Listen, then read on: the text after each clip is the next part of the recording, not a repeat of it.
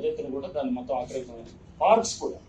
Parks కూడా చూస్తే కనుక చాలా పెద్ద ఎత్తున కూడా మేము రాగానే ఫస్ట్ డేనే మీకు చూశారు అక్కడ నార్నే గోకుల్ అని ఆయన he was trying to occupy that resistance stop చేయగలిగాము. తర్వాత మిథిలా కాలనీ వాళ్ళు వాళ్ళ పక్కన ఉన్నటువంటి బస్తీ వాళ్ళు they trying to intrude in to this.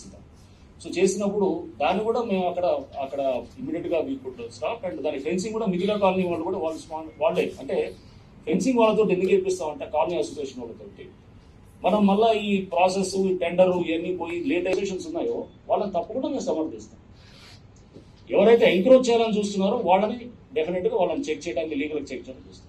Same thing happened in Nandagiri hills లో కూడా అది పార్క్ ఏరియా ఉంది. అది కూడా మీకు చూపిస్తాం పీపీటీలో ఎట్లా ఉంది పార్క్ అనేది. అది పార్క్ ఏరియా దాన్ని వీఆర్ ట్రైంగ్ టు సెక్యూర్. అక్కడ Nandagiri hills cooperative society Nandagiri hills సొసైటీకి అక్కడ ఉన్న బస్తీకి we are not into those things. వాళ్ళ సంబంధం మాకు సంబంధం లేదు. మేమేంటి మా పార్క్ అది ఏ పార్క్ అయితే దాని ఎక్స్టెంట్ ఉందో దాన్ని వీఆర్ ట్రైంగ్ టు సెక్యూర్.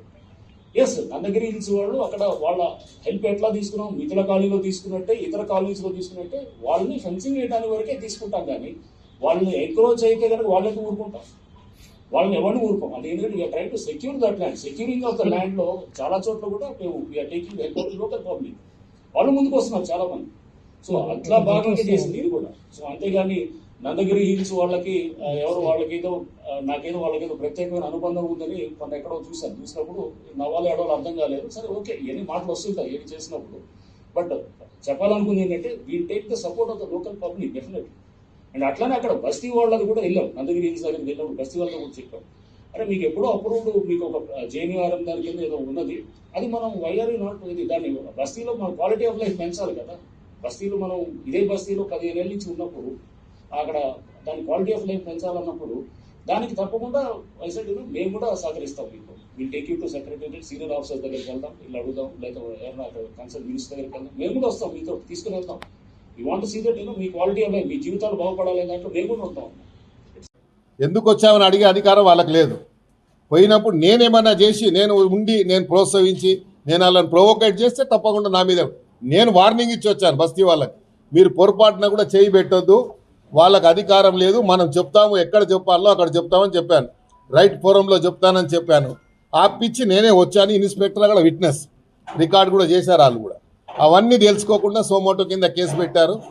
కాబట్టి ఇది వ్యక్తిగతంగా పోతున్నది ఇష్యూ. కాబట్టి వ్యక్తిగతంగా ఎంత తీసుకున్నా పర్లేదు. ఇలాంటి ఆఫీసర్ చాలా చూశాను నేను. ఇంకా దీని ఎన్ని కాన్సిక్వెన్సెస్ ఏదున్నా ఎదురిచ్చేవని నేను గుండె ధైర్యంతో ఎమ్మెల్యే వచ్చినని ఎల్లయ్యగాడు మల్లయ్యగాడు గెలిపిస్తే రాలేదు. ఇట్లా ఉంటే చాలా మందిని చూసాను. కొన్ని రిజర్వేషన్స్ ఉంటాయి. కొంతమందికి ఏమో ఆ ఉద్యోగం ఇష్టం ఉండదు, ఆ ఉద్యోగం ఇష్టం లేకుండా గిట్లా ఏదైనా చేస్తే తీసుకుపోయి ఇంకేదైనా మంచి పోస్ట్ ఇస్తారు అనుకుంటారు. కొంతమందికి ఏమో డైలీ పబ్లిసిటీ కావాలనుకుంటారు. మా సమస్యల పరిష్కారం కావాలి. మేము పబ్లిక్ లైఫ్లో ఇన్నేళ్ళ నుంచి ఉన్నాము, ఇన్నేళ్ళ నుంచి ప్రజల మధ్యలో ఉన్నాము, ప్రజా సమస్యలు తెలిసిన వాళ్ళము, ప్రజలు ఎట్లా ఎదుర్కోవాలి కష్టాలు ఎదుర్కోవాలి తెలిసిన వాళ్ళము. తెలుగుదేశం పార్టీ 19 సంవత్సరాలు అధికారంలో ఉంటే 19 సంవత్సరాలు ఆపోజిషన్ ఎమ్మెల్యేగా పోరాడి చెలో అసెంబ్లీ కార్యక్రమంలో నెత్తులు వలిగి బుల్లెట్లు మా పక్క పైన పోయినా భయపడలేదు. కేసులు అప్పుడు 190 కేసులు పెట్టారు. మేము భయపడ్డామా? ఇప్పుడు ఏమైనా భయపడతామా? ఇవన్నీ భయపడేటోళ్ళం కాదు. ఇది అనవసరంగా దీనికి రాజకీయానికి తెరలేపుతున్నారు కాబట్టి. ఎందుకంటే మళ్ళా అనవసరంగా వేరే ఇప్పుడు గుడిసెలు తీసేస్తే వేరే పార్టీలు ఊకుంటారా? ఇప్పుడు మేము జిహెచ్ఎంసీ ఎలక్షన్ పోతున్నాము. ఎలక్షన్ల ముందు ఇలాంటి పనులు చేస్తే ప్రజల దగ్గరికి ఏం ముఖం పెట్టుకొని పోతాం మేము? ఎలక్షన్లో మాకు ఓటేయమని చెప్పి గుడిసెలలో నువ్వు ఏలు పెట్టవద్దు. నువ్వు నాలా మీద ఉంటే తీసేయి. ముఖ్యమంత్రి గారు నీకు అధికారం ఇచ్చాడు. ఎవరైనా ప్రభుత్వ స్థలం మీద కబ్జా ఉంటే నీకు కంప్లైంట్ వస్తే తీసేయి, నీకు అధికారం ఇచ్చాడు. లేదా ఇట్లా పార్కులలో కబ్జా చేస్తే తీసేయి, నీకు అధికారం ఇచ్చారు.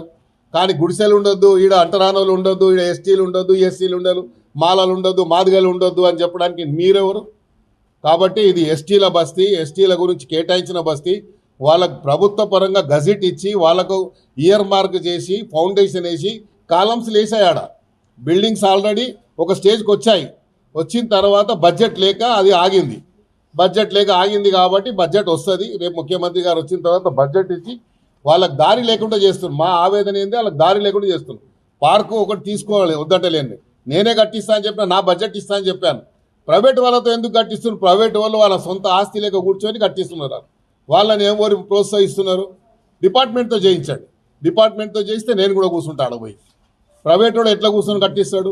వానికి ఏం అధికారం? అదే ల్యాండ్లో ఒక ఇద్దరు వ్యక్తులు దాని వెనుకనే ల్యాండ్లో బాగా జప్తా కంపౌండ్ వాళ్ళు వేసుకుని